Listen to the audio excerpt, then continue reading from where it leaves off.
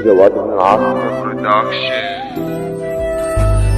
أطفال بلادي شو ذنبك بروحك، شو ذنب الأمهات قلوب أولادها بالويل، عم بكتب بقلم بحرق قلب والله حرام، بنت عمرها 6 سنين تروح تفوتك إجرام.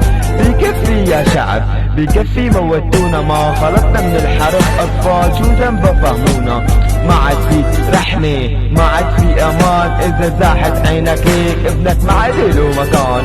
حاجتنا بكفي والرب رح نتقدنا كل يوم والتاني نجارينا الطفل، رح ننهلكنا قلوب البشر ما عاد عندن احساس شان المصاري.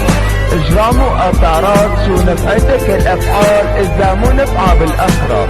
كل دعوة عليكن رح تنزل مثل صخرة مثل ما عم تحرقوه قلوب الامهات، الله يحرقكم ولا يهنيكم من سابع السماوات. بالغطولة يا عالم بالغطولة ضربت الجنة، لا تبكي يا امي نصيبة تكون بالجنة، عليها الناس عم تبكي شو ذنبها طفلة تروح الف، اما عليها الله يصبرها فينا نقول بالغطولة يا عالم بالغطولة ضربت الجنة، لا تبكي يا امي نصيبة تكون بالجنة، عليها الناس عم تبكي شو ذنبها طفلة تروح الف، اما عليها الله يصبرها فينا نقول. لك حاجي اذيتونا بس ما منكم علمتونا، ومعنى الجرح فهمتونا، ما بكفي يلا عادي اذا اب عم يقتل ابنه، ساحة جرايم على الاطفال عم تنسقوا. وين كنتوا لما كانت الحرب عايمة؟ ما شفنا دليل منكم لما كانت سوريا قايمة. هدينا الاوضاع صلحنا يلي راح، الشعب ما بيستاهل.